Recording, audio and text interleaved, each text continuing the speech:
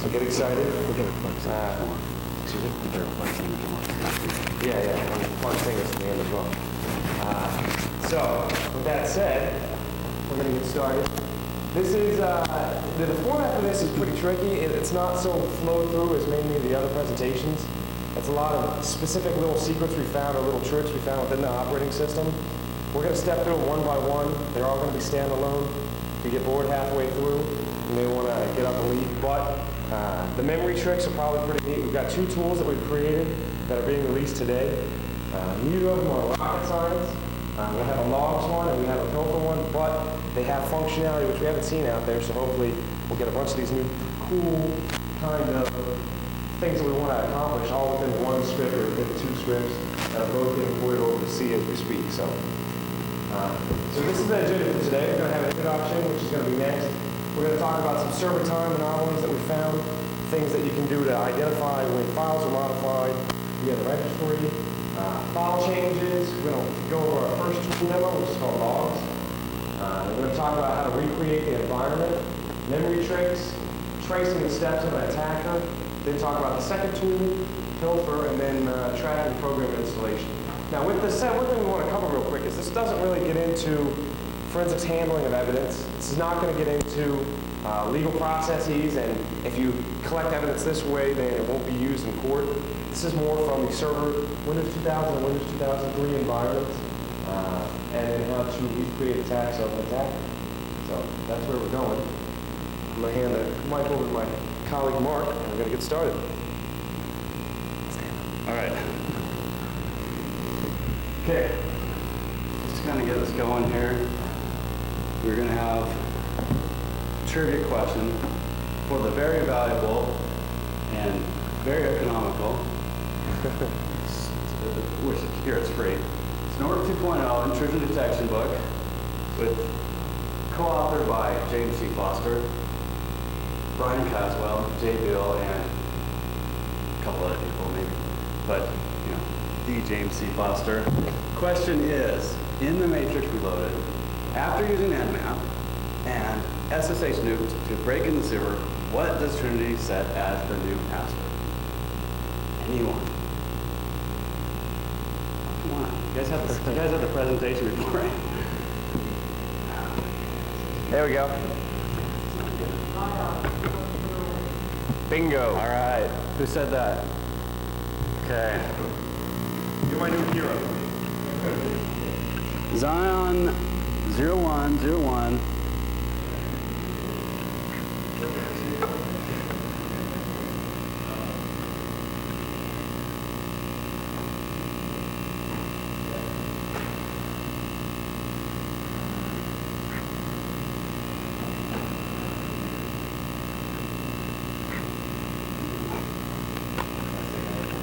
Okay, we're having some power problems here. Hang on.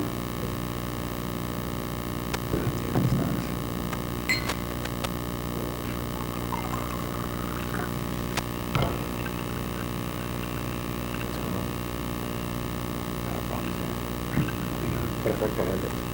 Huh? Put something behind it to jam the port.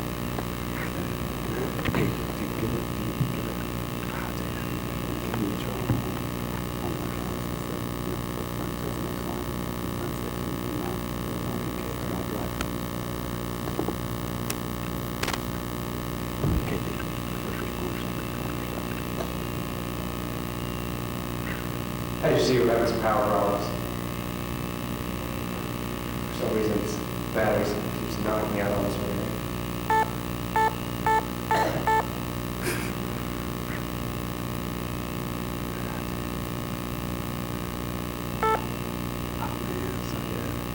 One of the things you notice when we were putting together this presentation and trying to slim down the amount of materials, at first we had about 80 slides. I thought, man, how are we going to talk about 80 slides within an hour? Well, this is not possible. How are we going to get this down to about 20 to 35 slides? So we kept looking, like, what are we going to cut, what are we going to cut? And we had a bunch of stuff in there on Real Player, and had a bunch of stuff in there on Encase. And you're like, you know what? Most of the forensics talks you guys go to see, you're going to talk about Encase and how to use Encase and set it up, and when you're going to want to use it, and how to use it. We're like, nah, we're not going to go with that. We dumped all Encase slides just like that. And we talked about the second one, we're like, oh, Real Player. That's kind of neat. kind of interesting. We got some new stuff that no one's seen, in specific reference to how Real Player, Real One, Media One Player stores their files, and it stores their temp files, and then after you download a file, like via the internet, let's say you download a small little MPEG, and you watch it for 10 seconds and then it's gone. Well, that temp file is still located on your system, and as long as you played it through Real Player, if you look in My Documents, and you go into My Documents under My Music, even if it's a movie, it'll store a little file there. Something interesting we found in a couple forensics engagements a little while back. So we decided to cut that one as well just because it's not really Microsoft specific. All right, so we're back to the introduction. I'm going to hand it back over to Mark, and we'll get started. Okay. All right, so this, what we're talking about here is not necessarily forensics for where you go in and check out someone's hard drive, see if they have any porn on there or whatever. This is about server forensics for security experts, not necessarily for forensics experts. It's for, a lot of times we go in, not as first responders, not as the people that preserve the evidence, but people have to figure out what happened and recreate the attack, figure out where the holes are so we can go in and patch them and whatever. So that's what this is aimed at, is tracking down the point of entry, tracking down who did it, tracking down also to what extent the damage was. A lot of times, especially if it's like a regulated company, you can say what happened and just as important what didn't happen. Like if it's a bank, where credit cards numbers exposed, or what information was exposed. So you gotta set the bounds and the limits of what an access they had, and determine the motivation of the attacker, and also the motivation of your client, and what are the priorities, what you need to determine here. Finding and preserving evidence isn't quite as important at this stage. Hopefully there has already been gathering of evidence for this. The big thing I found in doing these investigations is the importance of time. Because, a lot of times you're faced with overwhelming amount of evidence. I mean, log files from multiple servers, multiple time zones. And so kind of what we're focused on here is the importance of time and narrowing down the attack and tracking down what the attacker did and really the timeline of what they did. And how to destroy evidence. Okay, so kind of start off, one of the first things I do, I usually, I do a lot of IS intrusion detection investigations. A lot of times what I start off with is a zip file full of logs, and I've got it. Sometimes the server isn't there anymore. Sometimes I come in months after the intrusion, the server's not there, they just have the log files, they want to track it down, they want to build a new server, but they want to make sure it's secure. So one of the first things I have to do is determine the time zone, figure out what time zone the server is on, because sometimes I don't have the server anymore. So what I do is do a directory listing of the files. And see here you've got 3 log files. They all are last modified at 7 p.m. Okay? Now the way that IS log files work, they shut off at midnight GMT, UTC time, and when the next log entry comes from the next day, it creates a new log file. So the created log file, the created time on each log file will be the time of the first entry that day. The last modified time on the log file will be midnight UTC. Now, if midnight UTC is 7 p.m. local server time, then we immediately determine the local server time zone, which was GMT minus 5. Now when the creation date a lot of times is modified in the zip file. When people send you the zip file or the log file, it just stores the creation time when you unzip it, but the modified time is usually intact. When you adjust for, when you do that, you got to adjust for daylight savings time as well.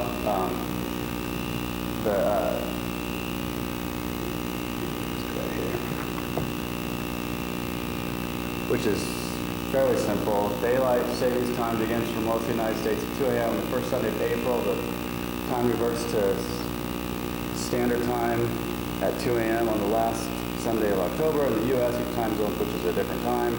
In the European Union, summertime begins and ends at 1 a.m. Universal Time, starts last Sunday in March and ends last Sunday in October. And the EU, all time zones change at the same moment. So just remember that simple rule.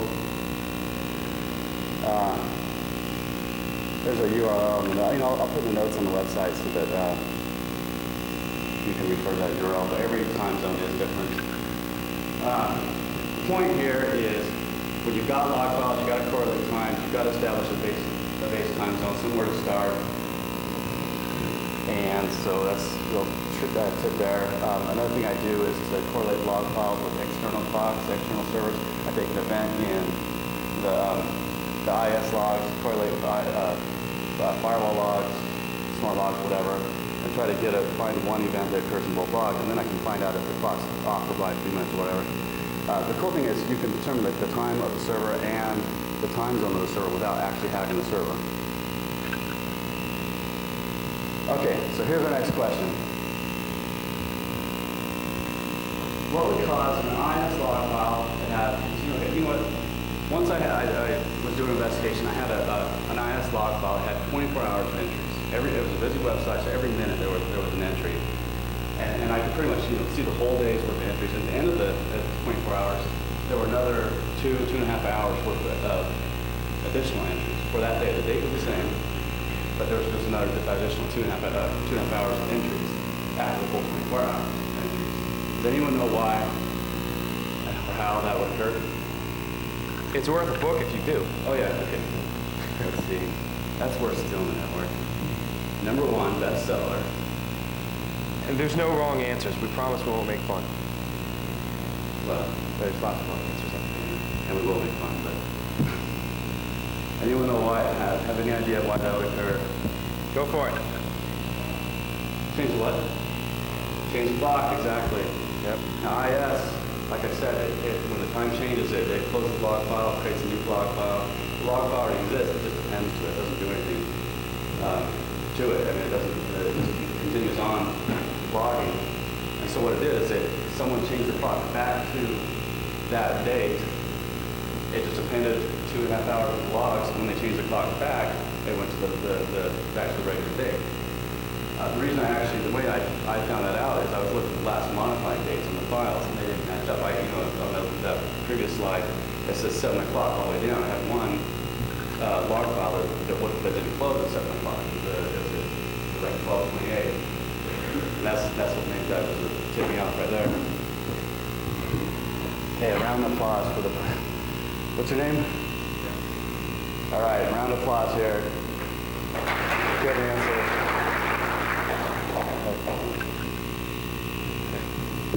All right, so the next scenario. This is getting a little bit more of the application layer thing, but you've got an HTML file on a web group containing malicious code. We believe it contains malicious code. You need to track down when the changes were made. Something to think about. And this is what we were talking about. It's broken down into the scenario and the problem. Because this is usually how it happens when you're in the field. The scenario is, here's the evidence you have, here's the files you have, the information you know from the educated or uneducated people that are in the field helping you. And then you've got a problem. The problem usually comes from a business guy. I need to know who modified this file, or I need to know when this file was modified, or my site contains credit card numbers. I need to know if they had access to that, or potential access to that. All right, so the problem. You need to create a timeline of changes to an HTML file. How do we do that? Well, here's that.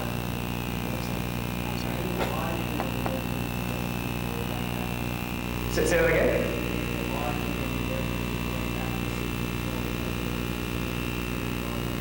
Now, you're talking from a proactive approach. If I were smart before the attack occurred, if I would have enabled auditing? Absolutely. Absolutely. Right, but a lot of times you go in and no one has auditing enabled, no one has logging enabled, nothing's right. We're going to go from the bad acme standpoint, as if I don't know anything and I hadn't enabled logging. So, let's assume that. And then solution. LogParse is a great and wonderful tool written by Microsoft. Why do we like it? Because it runs. We came up with something that we found in the registry a while back that had ROT13 encryption or obfuscation. We're like, oh man, LogParse would be great if we got a little bit of ROT13 decoding abilities, and so they're putting that in there now too. That's just a side note. All right, so LogParse can track down combinations 200 and 304 status codes with the same IP address viewing a web page. So why do you do this? Anybody have any thoughts initially? Log parser takes a SQL statement or something that looks like a SQL statement to kind of search through files, to grep through files, to go through the actual contents of files as well. Well, if I'm a user using a browser, such as Internet Explorer and Netscape, the first time I view a web page on the server, I'll get a 200 OK, provided that the file's there. We're just going to make all these gross assumptions. Well, the second time, if I were to refresh, go back to the same page, or continue looking at it, I'm going to get a 304 or 304 because it's still in my cache, and I don't need it again. Even if the session's disabled or the session's discontinued and I go back to the same page, because it's still in my cache, I'm going to get a 304. Now, one of the neat values you can do, and this is just one example, if you had a log file and it was a popular site and there were lots of people there, you said, how the hell do I know when this was changed? Boom. The second time you get a 200 means, a page has changed. The actual content of that has changed. When I went to go look at that page, that's a new page, so I had to get a new 200 OK. So if you look at the timestamps, 39, 40, and then and we've got 37 minutes later, I've got a 200. And you can correlate the different users, the different clients. There's your client IP right there, the log parser screen. I can say, okay, I'm going to look in between about 340 to 430 and see how many other clients went from a 304 to a 200 on the same page. Odds are the page changed because there's no other reason why multiple clients to get back in there unless you delete the cache. So unless you delete the cache, you're going to get 304s over and over. Make sense? Kind of a neat little trick. Just stop a log file when you're trying to determine when the actual file was changed. So there's another trick. Okay, this is not a question, but this is just like a did you know? Here's an interesting fact. I couldn't really figure out how to lead into the presentation. Windows keeps an NTFS journal with all file changes. To view the journal in Windows XP or 2003, use the FSU command. We're going to pop out of this presentation real quick and show you this command. Why is this kind of cool? Because let's say right now, let's get dark. This is great. Wow, it's real dark. It's going to fall. All right. One of the great things about using the FSU command to view NTFS journals, let's say you want to monitor all the files in the file system. And let's say instead of monitoring every single file and determining when it changed, you can just look at this dynamic list that keeps coming up, and you can just keep looking at the NTFS journal and say, okay, what's the last modified file? And anytime the NTFS journal updates itself, or you're just monitoring in real time, that's a great way to monitor the file system. The monitor the file system changes. When this does, just Control C that. Yeah. All right. So you've got all these great, or seemingly great things, and then you got down here the names. Okay, the name changed. What this tells you basically is, okay, here's the name. The name is metallic. It changed. There's a reason it changed. There's a security ID. Great. The only thing that really matters to you is the file reference number and the name of the file, and you say, wow, it changed. So there's a great way to go back and say, okay, what else changed on the file system? You don't have access to the files right now. Maybe we can get access to the NTFS journal. So we can find out a little laundry list since the last time the system was rebooted or anything of when things changed. So, okay, FS Util comes with Windows XP and Windows Server 2003. Obviously the data isn't very useful just looking at it, but it would make a cool tool if anyone wants to make it. Just parse through the change journal there. Oh yeah, man, what's that? Oh, great.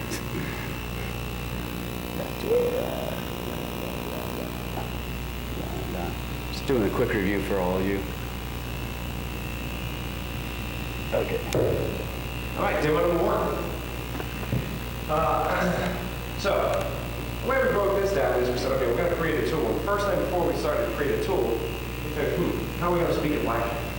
Why are they going to choose our presentation? Like, oh, we're going to write a tool. Great. If we write a tool, they'll love us. And if we say we're only going to release it here first, and it's not going to be anywhere first, they'll like it even more. So we decided we're going to come up with a feature list of what we wanted in the tool. And we took out from two standpoints. All right, we're going to present on Windows Server Forensics, and we're going to have these neat tricks and secrets that we found that really don't make sense and they don't flow well. How are we going to work this in? We can come from the dark side, we can come from the good guy side. We'll go with the dark side. That's more fun. So we've got the drivers. Pop that. All right. Some people may want the ability to quickly corrupt log files. We're not saying who, we say some people. So let's say some people want. You know who you are. Yeah. Some people may want the ability to cover up their tracks. All right, there's things out there that do this right now. There are ways you can do this in quick scripting languages. There's tools that you can download on there. Why do we do it differently? It's fast. We've got an extremely fast one. It's extremely efficient. There's hardly any lines of code to it. And some people may want to modify files to the point where no results can be trusted. And that was one of the cool things we put in there. We decided, okay, it's really easy to delete log files. But if I'm an administrator and I go in and I see log files deleted, boom, I know I've been hacked. It doesn't just delete itself.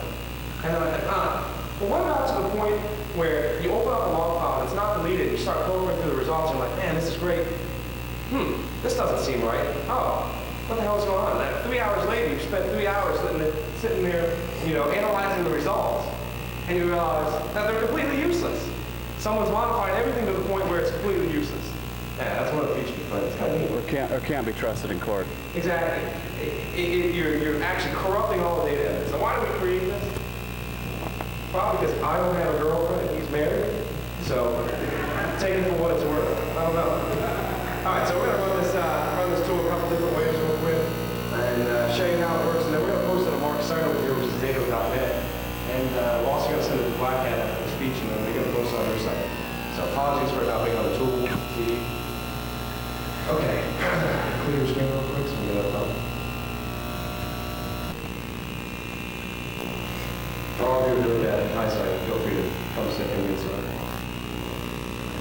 I won't wait. So you're gonna start. We're gonna start. Okay, we're waiting a lot. Okay. We go to oops, not that.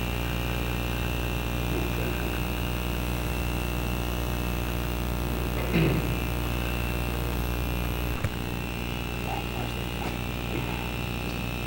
gonna bring it to the log file. We're going to open the log file, I guess. Show you a couple things. Here's a log file. This is the one we're going to be playing with. Where the format looks just like that. That is a real IIS log file. Can't say where we got it, but it's a log file. We're going to talk about how you can corrupt the evidence. You look at the IP addresses there. We'll go back and show you how the thing got modified. And we're not great scientists. We just put it in a nice little script that's easy to use. See the IP address isn't there anymore. Check out IP address. Okay.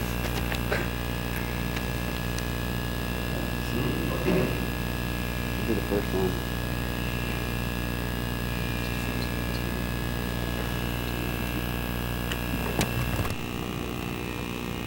Okay. So, some of the features this has, if you look at it, we've got the help menu, very exciting. I did it myself. We've got delete IP address. That's nothing new. You can do that with just about anything out there right now. You say, okay, I'm a hacker. I came from 10.1.1 to 1. I want to delete all the entries that have my IP address. Okay, like I said, we're not rocket scientists. We just put it in there because it's easy. Now, -R. This is kind of neat. We replace all IP addresses with random IP addresses. That's pretty neat. If you wanted to say, okay, one quick throw towards a log, and every single IP address in that log will be exchanged with something completely random. We've given this to a couple of our server friends that do forensics to show as examples. It's kind of useful, just because it's fast. Replace the target IP address with random IP addresses. Say you just want to replace your IP address with random stuff, that's there. Use this IP address to replace the target IP address. Go ahead and run it. So you can do a spoofed IP, makes sense, not too much brain science, and then there's a log file. Like I said, okay, so which one did we modify? Delete. First one. We deleted the first line, so I guess if we said, well, where did we go? All right, it's gone. Exciting. We're going to go through two more of these exciting examples. Touch up that easy. Let's go through a random one. Just randomize the whole thing. That's pretty easy. I promise the filters are much more exciting. People will be on their seats and chairs and yelling and screaming. Just do a dash on. You know what I don't like? I don't like nowadays, if you can't program, people think you can't be a hacker, or you think you're horrible, or you're a newbie, just because you're not Uber code. I don't like that. Alright, there we go. Fair enough, and we'll do one more. We'll replace the 192.168.10.12 address with something fun. And then one thing that you should know, all these programs that you'll see today, none of them have error checking, dopey monkeys when you type something in a command line. You know how much error checking code you have to put in there to actually make some of that stuff work? These are all proof of concepts. We're not getting paid to do this. So you have to make sure you enter it correctly.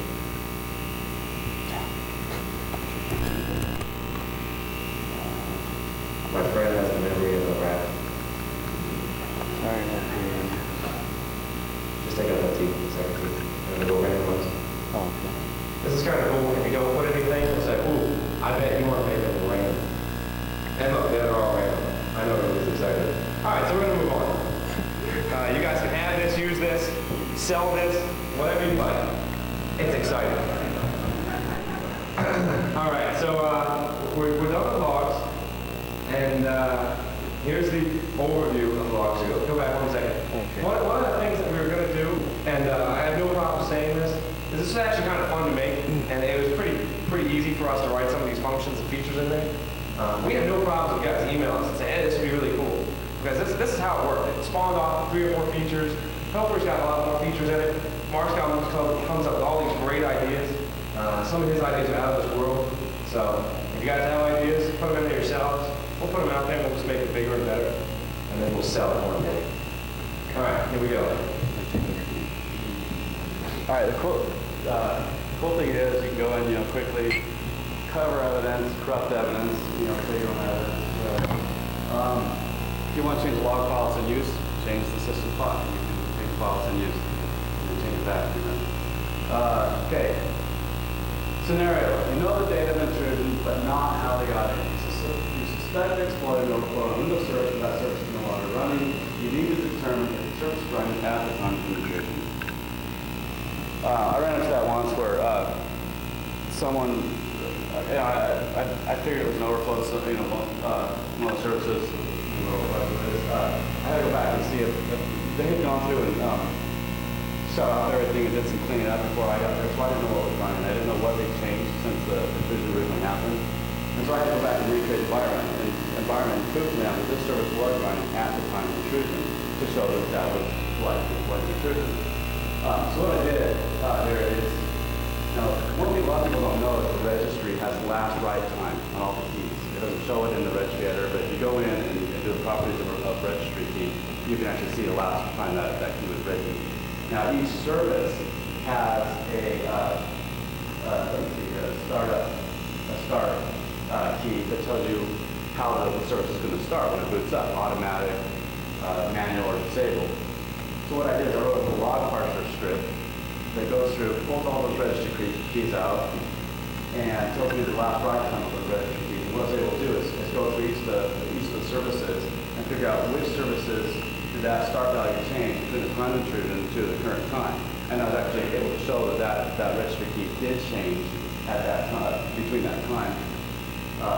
And it shows when the service actually started. And that's just kind of often over the thing is a little, registry write times is a vast amount of information in the registry if you just consider the value of the last write time.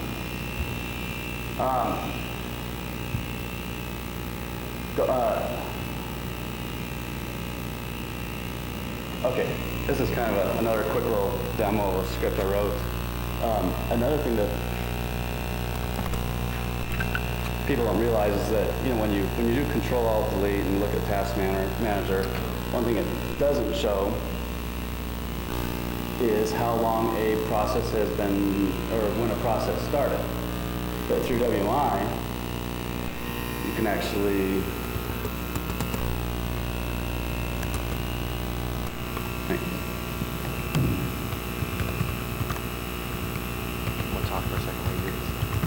This is actually one of the coolest things in the presentation. I take no credit for any of this whatsoever. This is all Mark. This is one of the things he found that was pretty useful. Accessing, when these processes started with WMI. He's everything and I'm nothing. So as you see there, you got the process name and then actually where that file or what kicked off that process or spawned that process and then the actual time it was started, putting into the script. So I just had to give you kudos. Thanks, man. Okay. The point of this is, if you know when a process started, like say you've got a Trojan that's running and you know when the process started, well then you know when the hacker started the process. Therefore you know when they were able to start the process. Therefore you know where to look in the logs for the point of their intrusion. So again, it goes back to the time thing here. Is you're tracking down when the person did it, when they started, when everything. You know, one thing that wasn't in my the slide, but I just thought of it, and I will show you.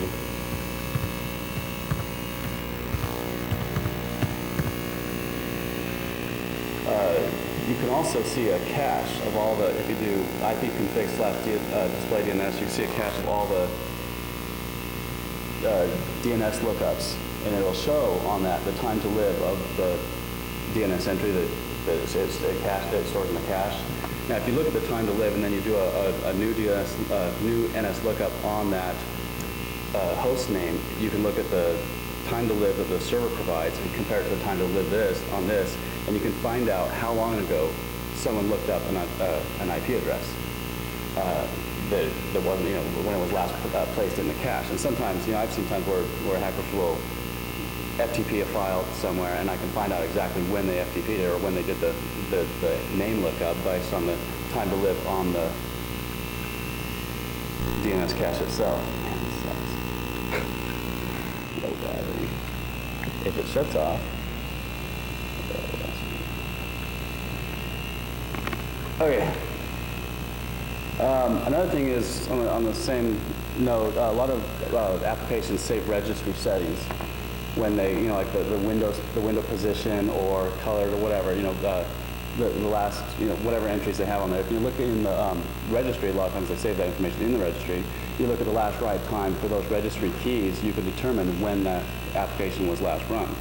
So again, is another thing, like if you know that the attacker was on the server between a certain period of time, and you look at there and a window position was saved for a program at 3 o'clock in the morning, a good chance the attacker ran that program. Okay, another did you know here. Oh, the Windows 2003 scheduler service keeps a hidden log file in the C Windows tasks. Hidden log. Yeah, schedulelog.u.txt. And if I let go of this, my power is going to go off.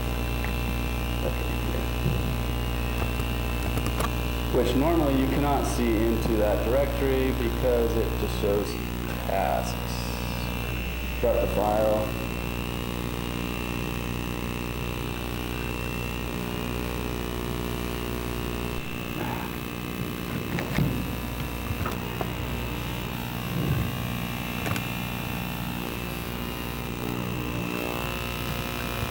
You do dir/ah. File's not there. The file is not there because I'm not running a scheduler service, but there is if you do dir/ah, there will be a hidden scheduler there. So if anyone's scheduled a program to run, you can check in there to see if there were any.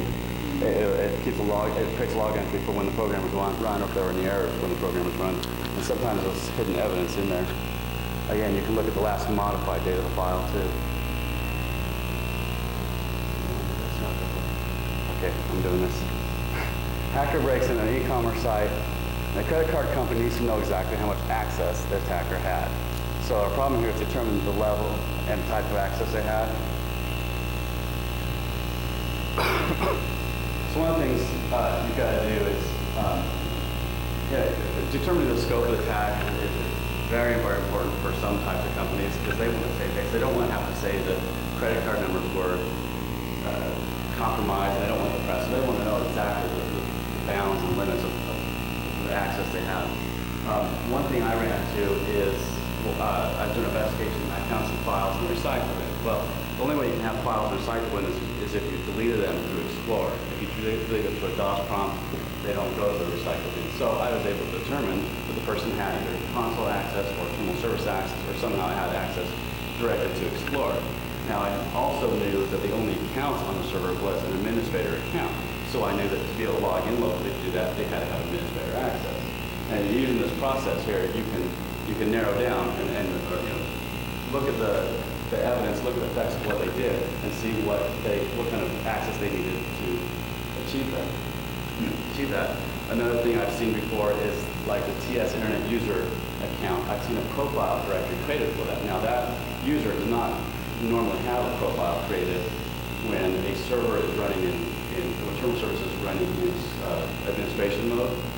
So to see that, I knew that the user logged in, the attacker logged in as the TS Internet User, which was a common attack recently. They moved that user to an admin level access and then logged in to attacker and logged into that user account. So I've seen that profile directory. Not only was I able to know that that's the account the user is in, but I was also able to look at last modified dates on that directory when it was created and know when they first logged in. Well, I know they were first logged in by created dates and last logged in with last modified dates. Another thing, now in Windows 2000, the start menu icons, when you click on them, you actually change the last modified date on the icon. So, people are going, another investigation I'm doing, I was able to actually recreate which icons they clicked on. They clicked on this icon, they clicked on this icon. I was able to reproduce that in 2003, but I haven't done a lot of research in that. Yeah, but in 2000, I did see that activity. Solution. Okay, now for the solution. Look for actions. Okay, some of the actions that require administrator level access, like emptying the event log. If the event log was emptied, you know that they had administrator access. Or creating users or whatever kind of privilege actions they took. You can therefore determine what level of access they had.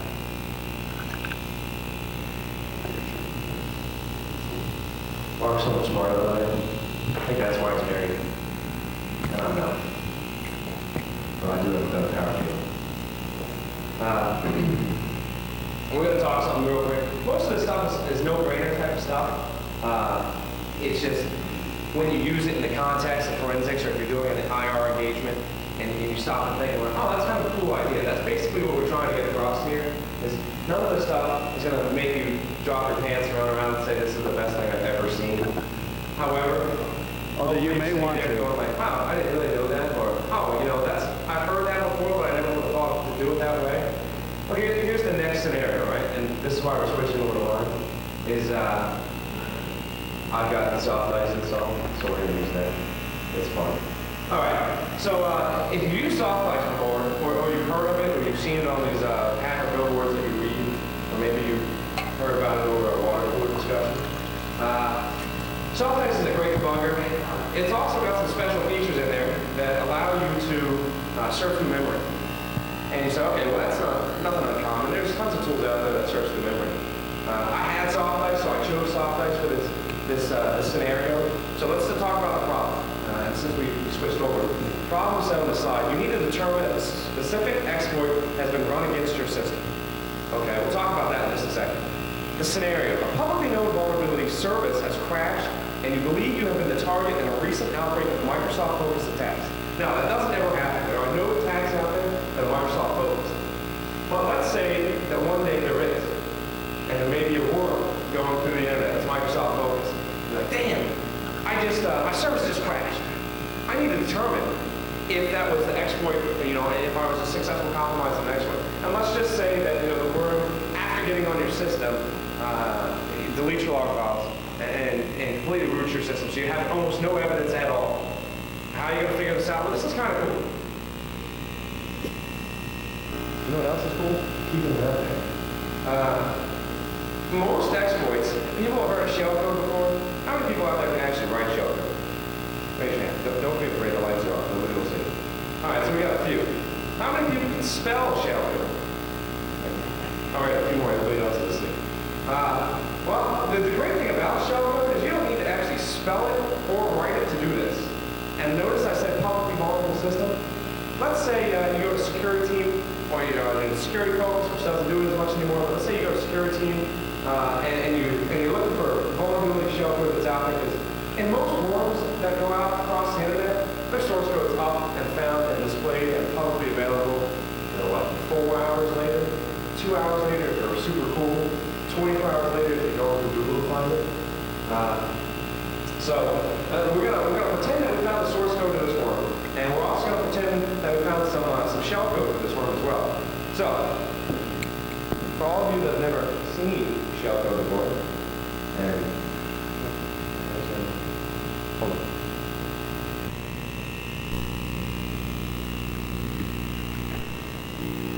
All right, good. I need them both places. I can't do one of those at once. Soft-X is a great debugger, as I said before. Control-D toggles it on and off. It's great for searching through memory. I've got some stuff up here that only if you have perfect eyesight and you're sitting there will you be able to see. But there's nothing I can do about that. It's not a UV-friendly application. So let's just pretend that we can all read that second bottom line, which I'll read for you so you can close your eyes. It says S space 0 space lowercase l space 8 lowercase x space dash string dash. Okay, what that's saying right there is I want to search through all of my memory on my computer, starting at the first address space, going until the last address space for the string. Like, oh, that's interesting. Where's the shell code? Well, that's gone. But right now, as you can toggle with Control-D, it's really that easy. Control-D, you got a command line down there. So if I wanted to enter it, boom. Okay, it said pattern found at, and there it is. There's a memory address. Great. I'm sure I'll find 1,000 things that say string. That's a common string word. I probably got papers that I wrote in grade school still on my laptop that have the word string on them. But let's say you're looking for a specific area or a byte segment of shellcode in memory. Well, odds are you don't have shellcode laying around your system that this is going to get confused with. If you've got a worm and you look at the worm and there's, I don't know, 32 bytes of shellcode in there that'll bind to the local port, odds are you don't have that laying around. If it pops up, odds are that you've been attacked. And all you have to do is search that memory location. It comes back and says, oh, I found this in the memory location. You think I've got it. Now, who believes that? Who believes that'll work? Anybody? Anybody have any idea why you won't just see one of anything you type in there? All right, well, Soft-X is not the greatest program.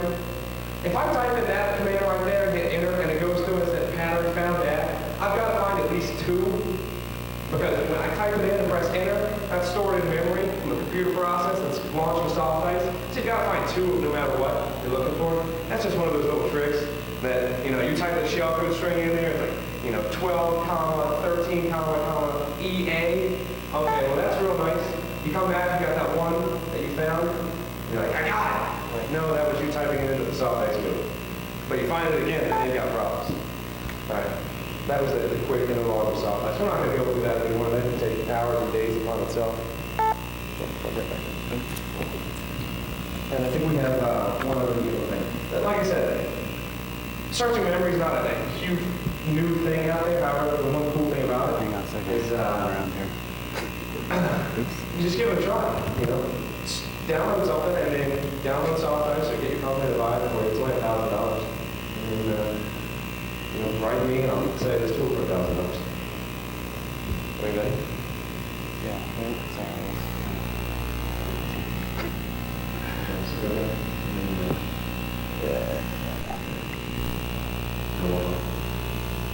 Solution. In our example, we will use Soft-X. Oh, okay. There you go. There's some stuff. All right, so here's a trivia question. This is not worth the book. Even though I only got like 3 people that knew how to spell shellcode, odds are that you guys won't get this if you can't spell shellcode. In Soft-X, what does the IRQ command do? Interrupt. Shows you the interrupts on the system. Okay, we're gonna move on. That was the exploit analysis demo. We kind of cut that back just a second. Why did we do that? Because we're almost out of time.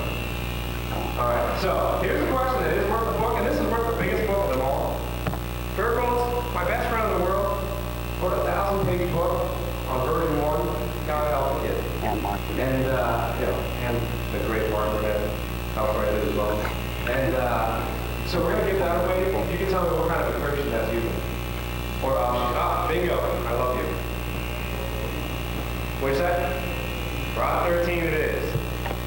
Can you tell me what Rod 13 is? Can you tell me what it is? Can you tell why you knew that was rot 13?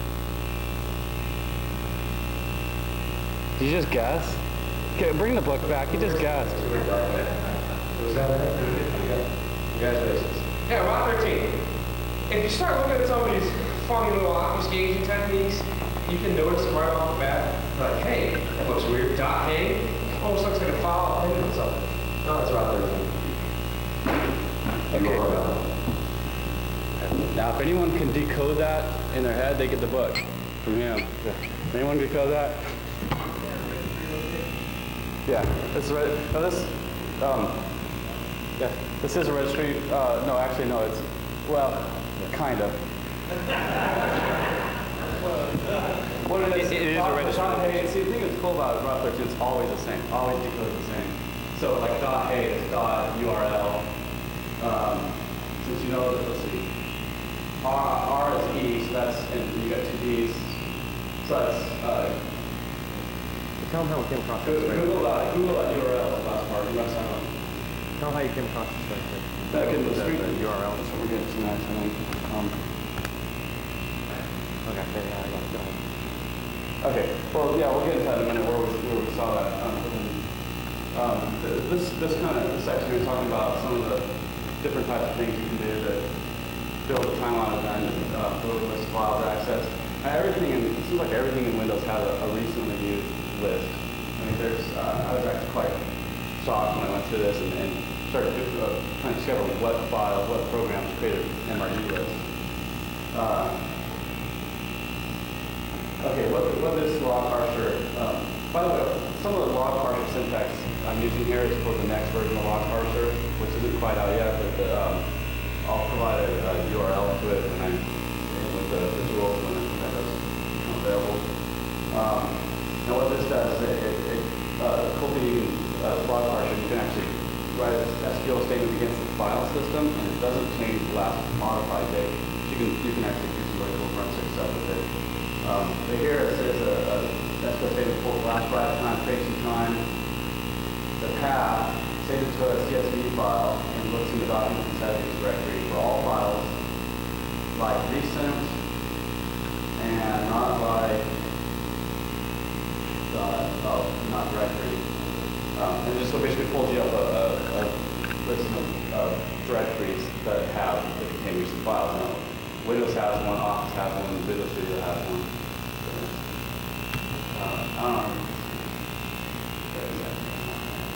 This is where we got that list. Okay, we're jumping back here. I just have to slide that over. But here, this is going back to the ROT 13 registry. Here's where we found it.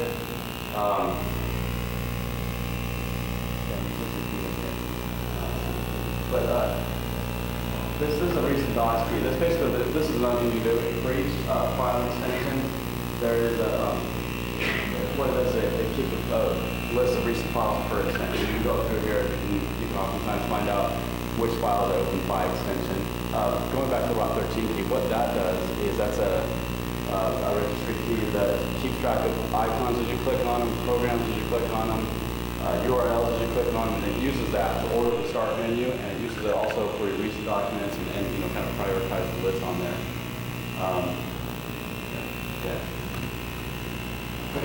Now back to the MRU stuff. This is the same as that file system MRU list, but this one goes to the registry. What does I pull out? MRU, recent, usage, time, day, all that. I've got a bunch of keywords, and it looks for keys or registry entries, values that have any of those. And what it does is create a nice little CSV file. Now this one's my computer, so they're hiding these values here. This is the list of MRU lists on my own computer. You see there's 3,200 entries of MRU files and wealth of evidence there. When someone's breaking your server, they're playing around doing whatever they're doing. Once they're in, they're going to leave trash. They're going to leave MRU lists. There's going to be stuff all over the place. That's the cool thing about the registry is, it's so hard for someone not to leave evidence. Now, if you are one of those people who does not want to leave evidence, it's kind of sucks. And that's why I came up with this tool like where we came up with logs and pilfers to you can't really get all the evidence. So their approach is if you can't get it, then destroy everything else so no one trusts it anymore. So, like for example, in case, a lot of time it's very effective at pulling up file names off your system. And even if you delete the files, even if you defragment hard drive, even if you wipe the 3 spaces, it still pulls file names, pulls it from the NTFS change journal, pulls it from a number of places. And sometimes a file name can be just as incriminating or life-threatening or privacy compromising. And so what I do is come up with a tool that I have not released and will not release that creates files all day long on your system with just interesting sounding file names, suspicious sounding file names. So at the end of the day, you've got 10,000 files created on your computer. No one knows what's real, no one knows what's not real. So it's kind of this approach that you can't get all the evidence, at least flood it with a bunch of bogus evidence, freeze up regional or whatever. Last right time, Rich, I talked about this application settings. Another thing is open with that file extension. The file extension piece, go back to that slide 2 slides ago, where it showed the different file extensions. User assist key is the registry key I was talking about with that Prop 13. Open with last modified dates. When you right-click on an extension, you can, if you've opened access to multiple programs, it has an open with menu, and it shows all different programs you've opened it with. Well, the last time, like for example, an ASP file on a web server by default is an open thing. So someone may right-click on an open with Notepad. But if you want to look at the last time they opened it with Notepad, you look at the last modified date in the registry for the open with saved for Notepad. And it's something that a lot of people just miss is last modified dates. I mean, it's extremely valuable. Using tools like log parser, you can look for last modified dates within certain ranges on the server. You can very accurately recreate the attack just by looking at last modified dates, last access dates. And the cool thing about like I said about log parser, it doesn't change the last access date. So another thing you can do with log parser is you dump it into the database. You can actually get a profile of the whole entire drive doing that. To prevent MRU lists, one thing you can do is you can deny write to those registry keys so that the MRU lists are created. Same thing with file directories. You can deny write to those directories, and it prevents the leaks from being created. Go for it.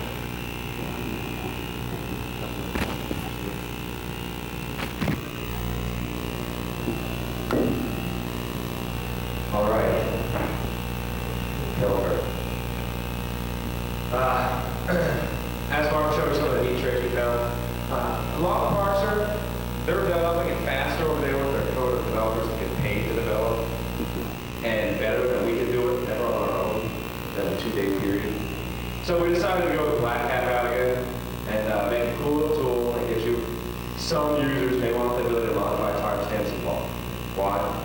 Maybe because they want to set up a honeypot. So there are legitimate purposes for this. You want to set up a honeypot on your network or in your DMZ, and you say, okay, I want to set all these timestamps to X. Therefore, I know if anything's ever changed or different, then I can go back and determine, what files don't have this with log parser. So yeah, there's some legitimate uses. Kind of neat. Microsoft log parser rocks. Why create the wheel? I'm not one to gush about Microsoft usually, but log parser is just awesome. Use it, love it, live it.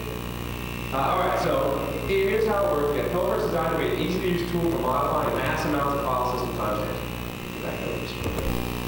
Okay, so features 1.0, initially designed to use Microsoft's log parser output as input for file listings. That's kind of neat. We decided, okay, we're going to use Microsoft to help us, and we're going to go the route of modifying timestamps, last access, last modified, modify minutes, days, hours, you name it. And yeah, we have a random function in there. Open API allows easy integration with other tools to pump input in. That's half completed. It depends what your tool is right now, to be honest. It's not an open API, it doesn't use anything like distributed processing yet. Ability to modify one mini and directory timestamps serially. Yes, why is it serial? Because it was easier. Ability to specify randomized timestamps. Yeah, and we also have recursive directory analysis. So if you want to go through a directory, all the subdirectories, or just the whole C drive at once, then you can do that. We said 6 to 8 in the library, that's not going to happen. You got Pilfer, and we went dash Q. I know everything usually has dash 8. I got slapped on the wrist for making a dash Q, but I used dash H for hours. I thought that made more sense. Who thinks H should be held? Yeah, I know. Well, if you do dash H, it won't work, so dash Q. Alright, so here's some of the things you can do right now in its current form. Set the timestamp to the local system clock. That'll set whatever the local system clock is on the computer. Why would you want to do this? Let's say you're somebody and you broke in, or you need to change the timestamp to whatever it is right now, and you're trying to recreate your evidence wheel, 10 minutes forward. Well, one of the things we did is log parser is so great. We couldn't honestly think of a great tool to come up with. How do you do analysis on the defensive end like this without using log parser, without having some of the features log parser does? So we went and did just a little bit different. So yeah, we've got some things in here like if you want to set it ahead in hours, you want to set it in the past a few hours. You want to do number of days in the future, number of days in the past. Timestamp. You can do single files, you can do multiple files with a recursive directory. You can do the whole C drive, that C that was above on the road. And then we have at the top, which you can't see right now, is a random function, which Mark's going to use right here, which is that little, actually, do a capital R. I changed all the switches on recently, so it's not his fault, it's mine. Okay, if you do that random function, it'll just change things automatically for you. We're almost out of time here, so I don't want to push forward too fast, but I would like to get some of this stuff done. So let's just do, you got to do a dash out, not dash out. There you go. Oh, success. Everybody likes that. Success means money. And 1995. Okay, same money. Change it back to 1995. We randomized the timestamp. It's a beautiful thing. It's raining in Seattle. All right. We're going to move on just a second. I could go through all those little things, and I can set it ahead. Yeah. Question?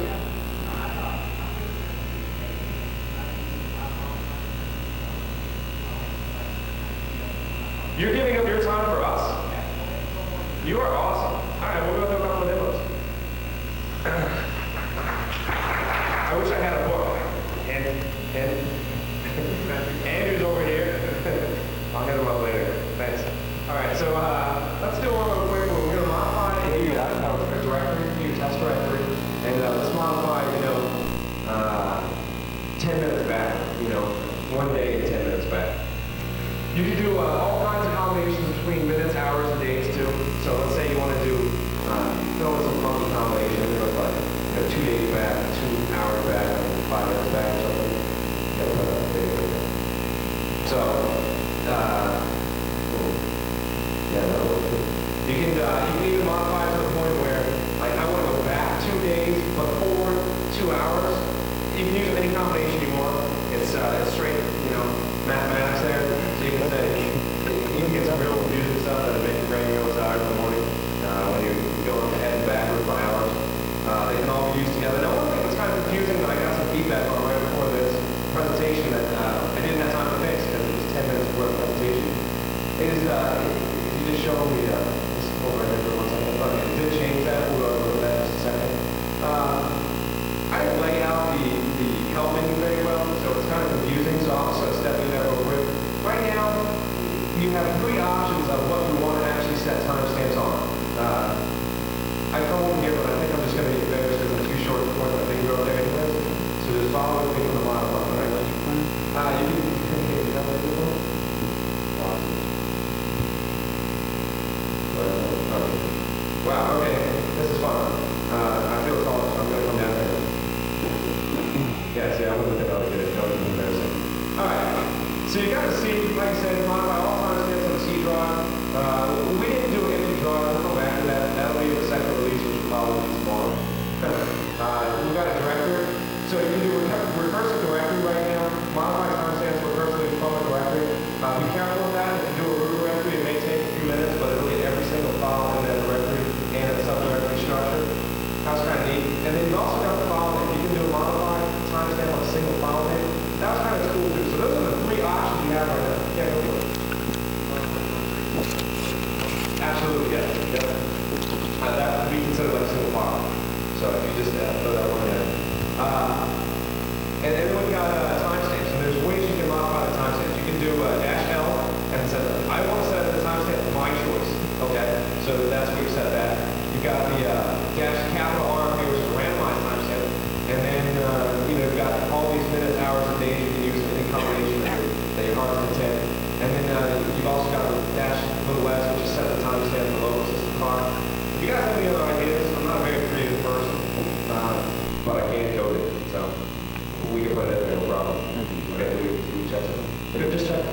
didn't do directories, but it did the file.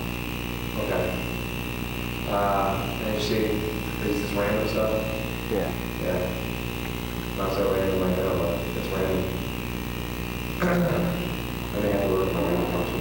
Alright, so let's move on. Because we really need a couple questions. Maybe I get better solved. Okay. There's a suspicious application on a server and you don't know who installed what. Oops, sorry. Determine who installed which applications and when. Okay. Yeah, go ahead. Mark's will do the last one.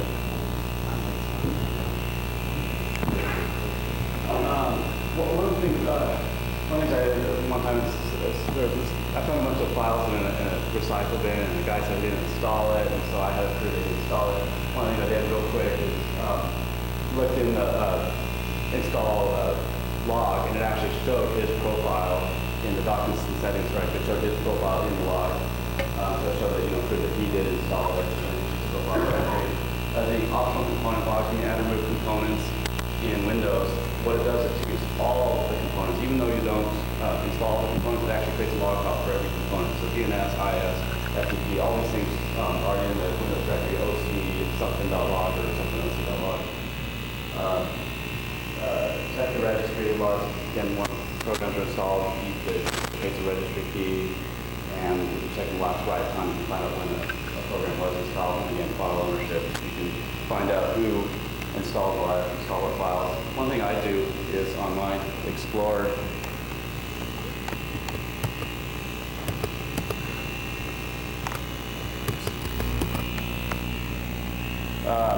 you can right click on Explorer and select owner from the list, so you can show the owner of a file. Now if I'm in IS and IS directory and I see the iUser account owning a file, that means the IS created the file, which is usually kind of bad. So that's a good way to quickly spot files that shouldn't be there. We're going to run through these tools for the simple purpose that, well, like I said, help some of these because it's about some, but we didn't write them. We're not presenting them today. There are all kinds of other things in here. .cops VBS, that is one that Mark created. It's pretty neat. Shows extended properties from Microsoft Office documents. We're in the process of building that out, so you can do recursive document analysis to say, oh, I need to find out which documents have these properties. Because right now, log parser, like a couple of these other tools, can't search document or MS document properties, which is kind of neat. One of the cool things about that is you can, Office document will record when it was last printed. So you can look at the date when the file was last printed. Yeah, so you're going to get that, that'll be posted to the website too. This is .props.vbs, it's kind of neat. Log parse, log parser, everybody can hear and read it, so go to the next one. Final thoughts, questions, how can we help you? I want to save time for a couple questions. In a distributed environment, would I be looking at both the server and the client for the timestamp? Or would I only be caring about one or the other? It depends, I guess, what the scenario is and what you're trying to accomplish. If you have access to the client, let's say if you're an attacker, you usually don't have access to the client.